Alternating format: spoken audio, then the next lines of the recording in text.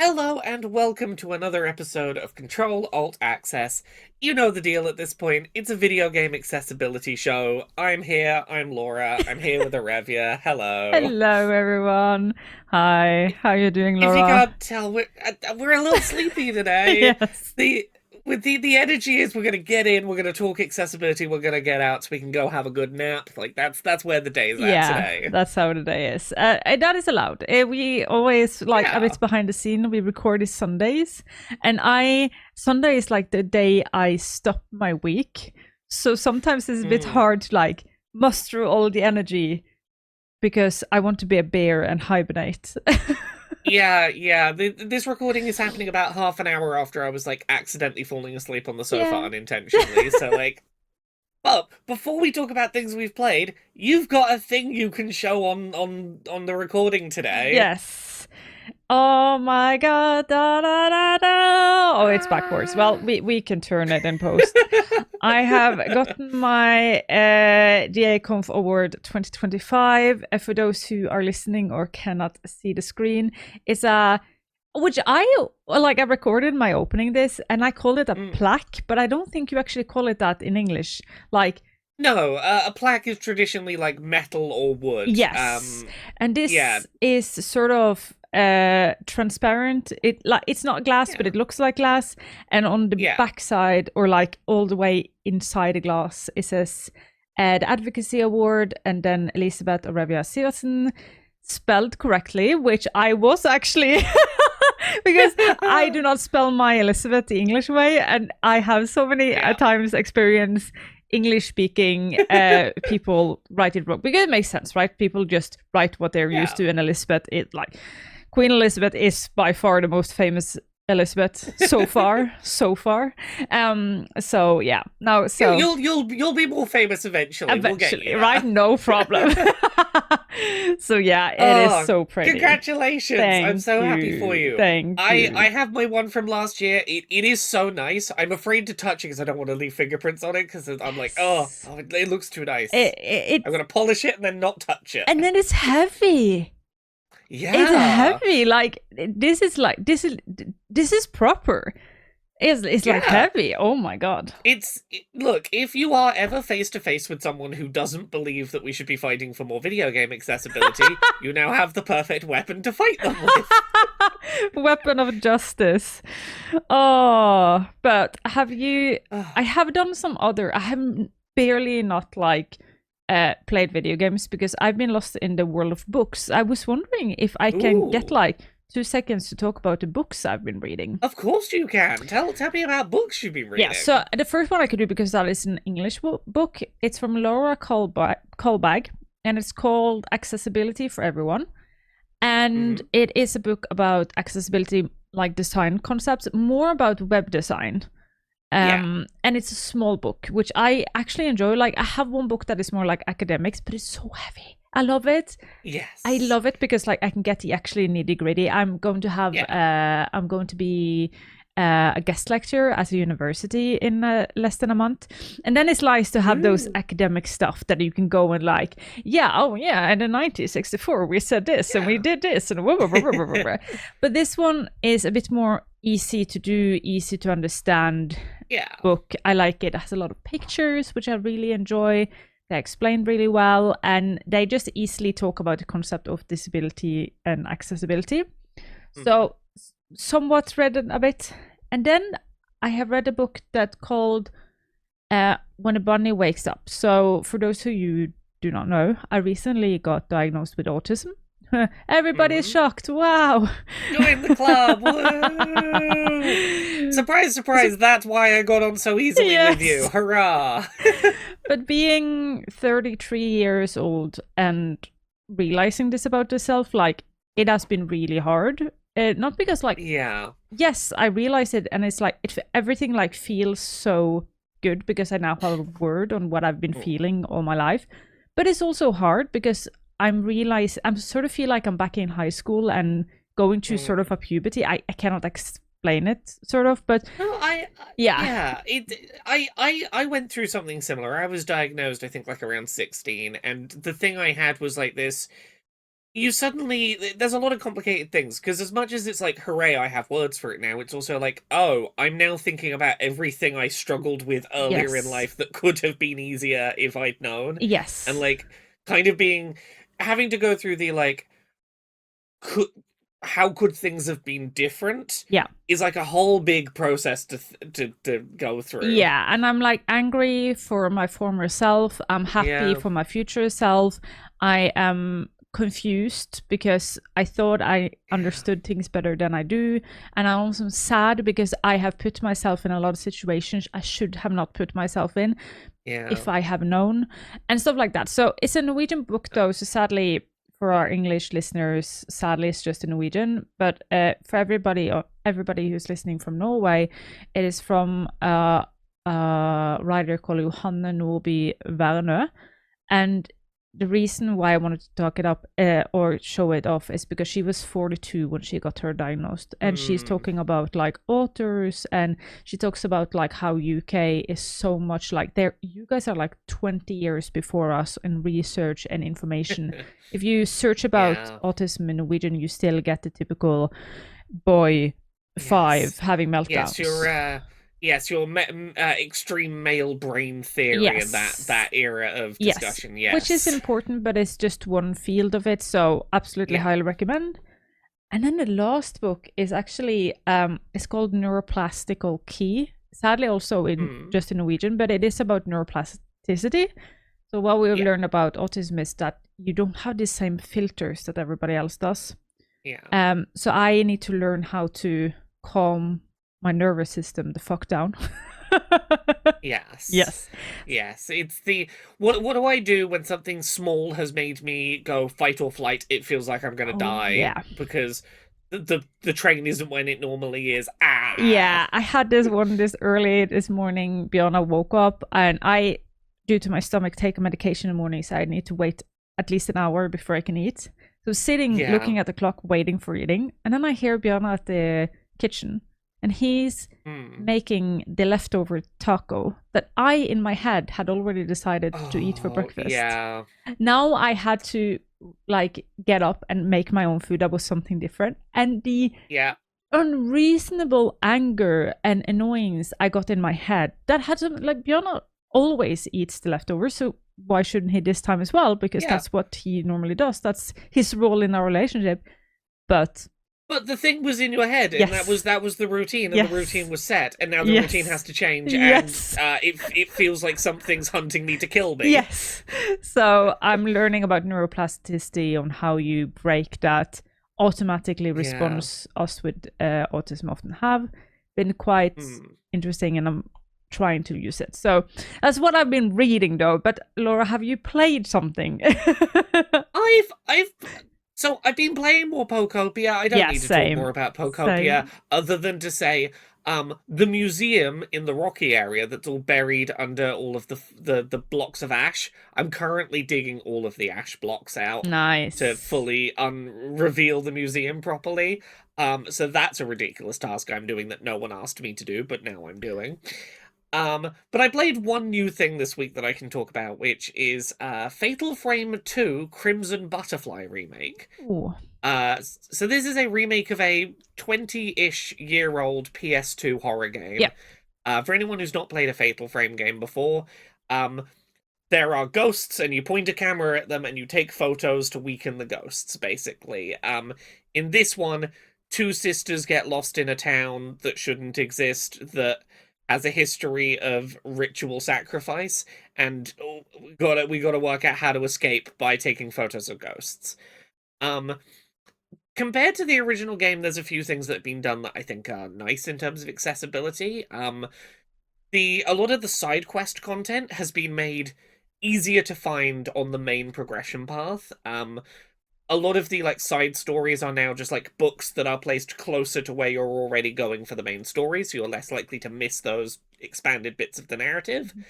Um, there are more opportunities to earn the upgrade materials that will let you make your camera better so that it's easier to do combat. So you can sort of get those upgrades more quickly than you did in the original game, which I think is good. There are some ways it's a little less accessible than the original. I think it ultimately feels better combat-wise, but the combat is a little more complicated. Where you used to be able to kind of stand your ground and just focus on taking the pictures, there is now a dodge mechanic that feels a bit Dark Soulsy, Yeah. where some of the ghosts will be like scuttling on the floor very quickly at your feet, and realistically, to not take big damage, you need to dodge, and that'll put you back in third person, get your camera back out and start aiming in first person again, which is a little tricky. Yeah. My biggest complaint is a really stupid one. On Switch 2, which is where I was playing this, I was largely playing docked on the TV, and there was no motion controls. I was like, I thought this game had motion controls. I don't see any motion controls. And I found it a little hard to do with the analog sticks, just because first person aiming with analog sticks is a thing I struggle with. I played a little bit of it in handheld mode, and then I realized, oh, there is motion controls exclusively in handheld mode. Oh. And the game was way easier to play like that, but I'd been playing it on the TV in the living room, because, like, my wife Jane had been watching, we'd been sort of making a day out of playing it together, and I was like, oh, unless I play it solo only for me on this handheld screen, I don't get to have the motion controls that I find easier to aim. Yeah.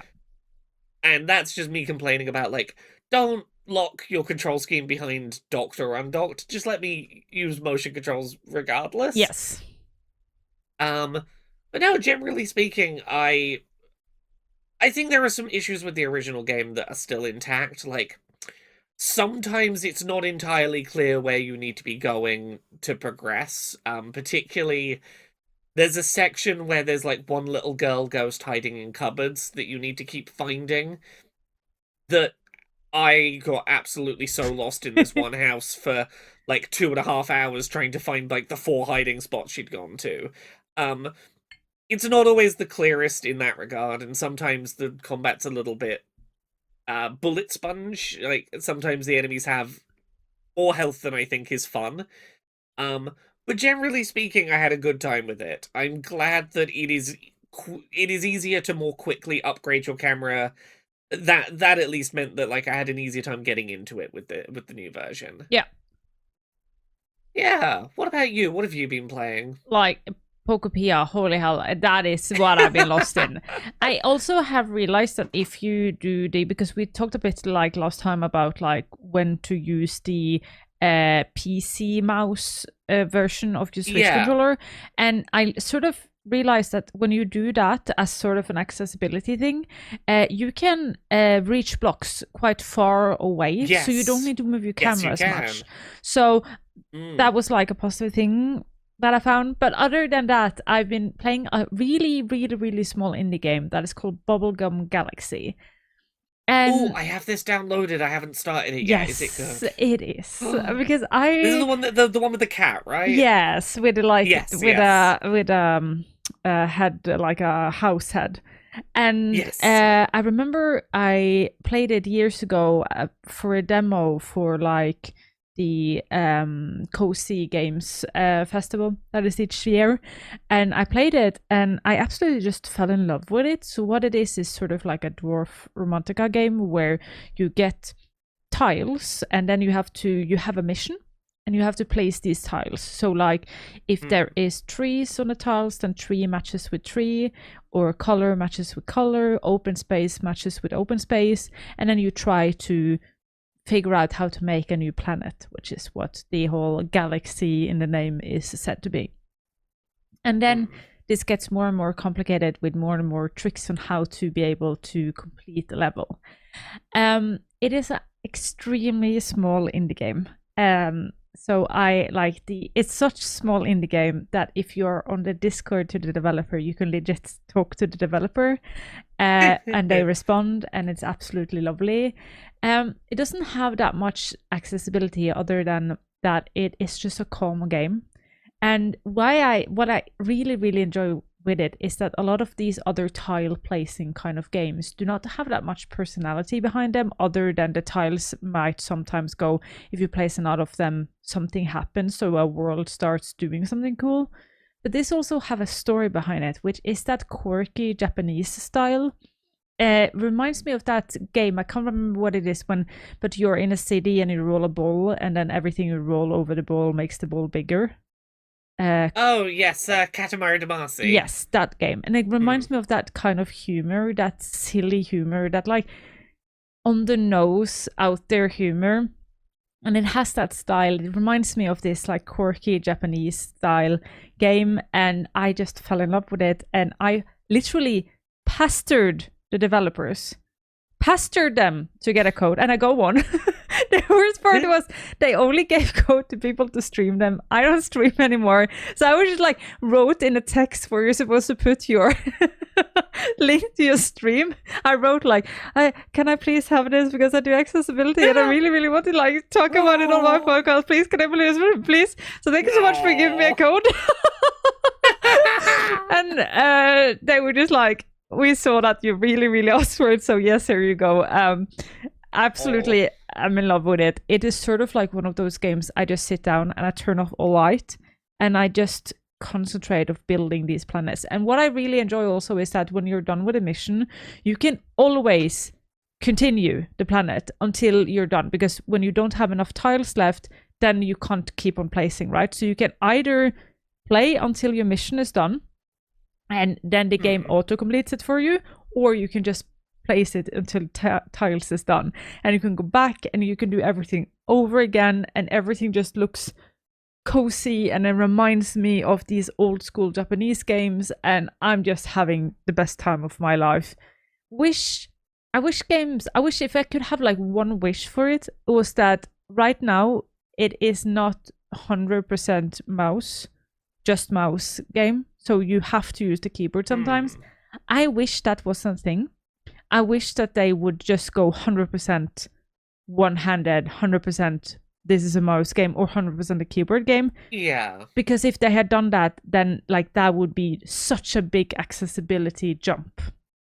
Yeah. So that is the only thing, like, if the developers listen to this, I highly recommend them going like, because the only thing you need the keyboard for is to move around when you're outside the tile placing game, like the talking to the other people in the office where you're working and stuff. And you can do that with just like click where the character should go on the floor. And if they had put that in, making just like one-handed game, only PC mouse game, that would be incredible. And I would love to see that in an update and later. But right now you have to use a keyboard and a mouse. But it is this cute little game. I highly recommend everybody to check it out if they like tile placing games. It's like a puzzle game, but a video game. Absolutely love it. So yeah, that is what I've been playing. Hooray! We got a couple of newsy bits this week. They're not particularly big ones, but there's some bits that I'm glad we get to talk about. Yeah. Let's start with talking about the Switch 2 update that happened recently. This is Nintendo Switch 2 22.0.0. One of the big, most important things it does is, remember when the Switch 2 came out, we complained about the fact that, yes, it has screen reader support, but you can't set up screen reader support when you first buy and turn on the system. You need someone who can read to get through all the setup and go to the settings menu to turn on the screen reader. The screen reader can now be turned on at the start of setup on a new console. Yes. So you can actually have screen reader support to help you set up the system, rather than needing to get someone who can see to go turn it on for you. Yes. That's a really important thing. It was one of the biggest, like, oversights with how the screen reader worked at launch, and I'm really glad that it's been fixed. The screen reader still doesn't work in the eShop, which is, I think, the biggest place that Nintendo could really help by adding it, so that people who use a screen reader could navigate the eShop to buy games that support have screen reader support in them. But it's a good step forward. Absolutely. And the other one that is not being talked about as frequently as an accessibility bonus, but I think has some benefits here, is handheld boost mode for Switch 1 games.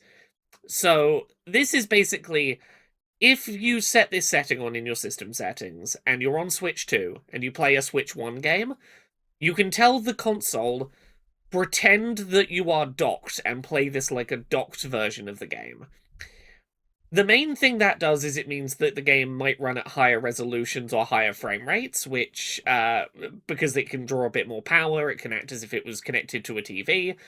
In some games, this is going to make motion sickness less of a problem. It will allow for, like, changing visual settings in ways that might make motion sickness less of a problem. The other aspect that people have overlooked, I think, is a lot of Switch... I talked about this a second ago with Fatal Frame 2 on Switch 2. A lot of Switch and Switch 2 games have different control modes depending on whether you're docked or undocked, and don't let you access one control mode when you're playing the other way. Because this is tricking the Switch 2 into thinking it's docked when it's not, games that have docked-only control schemes for things like controlling it with buttons rather than touchscreen, for example, can be played in handheld mode when those control schemes couldn't be done in handheld mode before. Which is really cool. It makes a big difference to the accessibility of some games. So, yeah, Switch 2 is getting more accessible. I still can't get over the fact that Switch and Nintendo are the company that keeps on pressing us in 2026. That is so surreal. I feel like I'm in the wrong timeline. It's baffling, but I'm so glad we are in this weirdly positive, having so many nice things to say about Nintendo accessibility era. Yeah. I hope it continues. I hope it continues. At least some company needs to give us good news. Yeah. Another story we've got this week is we've got the results in for the Games for Blind Gamers game jam that took place in February of this year. Yeah. This is a game jam that takes place every February, trying to make games that are accessible for blind gamers. This year, 35 games were submitted. They each got an overall rating, an average result for things like ratings for fun, polish, creativity, and then there were also judge rankings. Go check out this whole list of games. Yep. I am slowly working through them, and I want to, next time we record, I want to be able to talk about some of these games. Okay. But I want to give a shout out particularly to some of the winners this year. Deadly 13 had a game called Impulse Response, which is an audio game that is a deep space horror experience with really good voice acting, story, really solid audio design. Yep. Like, it's a very atmospheric, spooky, deep space horror game. Yep. And from a person we have talked about a lot on this channel before, or part of one of the people that is part of this game is someone we have talked about a lot, which is Janissary, which is the writer and voice actor. Yeah. Indeed. There's Valencia Tales, Strings and Stone, which is a Zelda-inspired adventure game. It's got this item called the Divining Rod, which helps players... it gives them the ability to do navigation and combat using sonar and lock-on mechanics. So it's basically a in-universe item in your set of equipment that is designed for helping blind players to be able to play a top-down Zelda game. Yep. Super cool. And then we've got the Omega Reach, which is reaching out to stars to curate a collection of instruments, which is a really interesting idea. Fourth place is a deck-building game where cards decide what sandwich you can make. Toasty, I believe it's called. And then in fifth place was Delver's Folly, where you navigate a labyrinth inspired by blueprints. And so yeah, go check out this whole list of games. There's some really cool stuff in here. Yeah, I'm also working through them this week, or next week. We'll start again next week. So next time I think we will talk about some of the games there, and I can't wait because like I feel there is so much creativity coming from these game jams because people are just like free to just do this one small thing, and often I feel like that is what we need to crack codes for larger and bigger things, because then we are like, we don't need the restraint of releasing a full-fledged big done game that is going out to millions. We can just have fun. So yeah. And then you should be the one to say our last story Yeah. we've got this week. So, because like this may be self promo. I don't know. I am I the. think you're allowed to be. I'd have put it on the list if you hadn't. So. I am the game consultant for a game called Life Below, and I have now out their first trailer for accessibility, and I'm so proud of them. It's out now on TikTok and on Instagram, and I have coached them through like how do we talk about accessibility, and I am just so happy to work with Megapop because they are a studio who are really, really into want to learn. Like they are from like get-go, everything they do, they're just like sponge that just like sucks up all information I can get. They have like meetings with me, and they send me notes and they send me scripts, and I go like, can we say it like this, or can we say it like this? And every time, like if they miss on something, because you do when you're new to things, because you say things and just like, no, we don't say it like that, we say it like this, and they change it on the spot, and I'm so happy.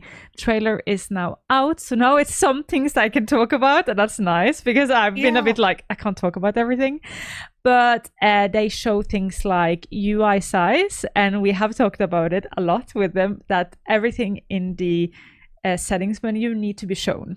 So you need to show what you actually tell to do. So when they show like the UI sizing, they show you the different size in the setting menu.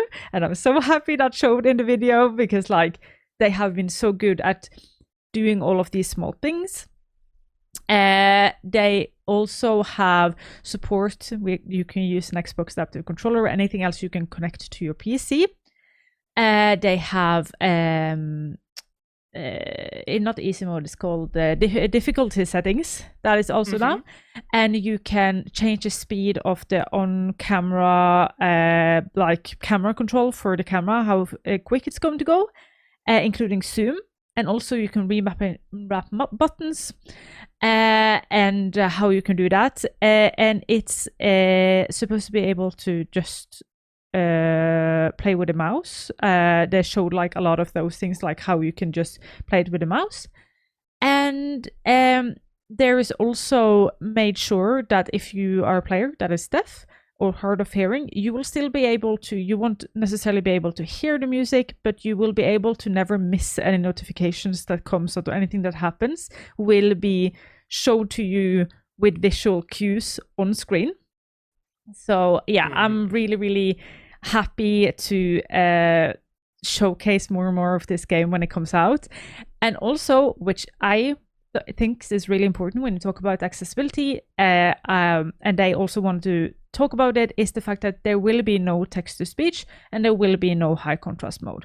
And they were really wanting to say that in this little trailer that is out now, because they did not want to disappoint the community, so they also wanted to be true and talk about what they couldn't do. And that is just easy enough that smaller studios can't do everything, and that is where they had to put the line in the sand. And I am so proud of them, because like they wanted to do everything. They are one of these studios who just are so happy to do everything, but at the end of the day, you have to have time, people, knowledge, and experience to do all of this. And they didn't have it, so that is sadly where they won't be able to do it. But on the other side, there will be a help for people like with colorblind mode, so you can still play it even if you are colorblind. So yeah, it is so nice to see things that are out now, and I am so proud of them to showcase what they have, but also be honest, because I always, when I work with studios, I tell them, you need to be honest. What do you have? Be proud of that, and also be honest with what you do not have, because that is just how it is. No game is perfect, and I am just so happy. And it got like really well. The audience really, really enjoyed it. So yeah. I've been doing some emails back and forth with that developer for reasons. And when I saw this, the first thing I said to them in my email to them was, I'm so happy that you included at the end of the trailer the things that you recognize you're not going to be able to implement. Being open about that stuff is just as important as the stuff that you can announce you're doing. Transparency, whether a feature can or can't be there, being honest about that is the important thing. And yeah, huge congrats to the dev team. Huge congrats to you. You've shepherded them very well here. Yeah, and it's also, and what we have talked a lot about, and I have like coached them through like the difference between being honest of what you do not have, but you do not necessarily need to be sad about it. It's just a reality, and it is that difference. Like, we understand that this is something that the community might have liked, but we cannot add it now, and that is okay.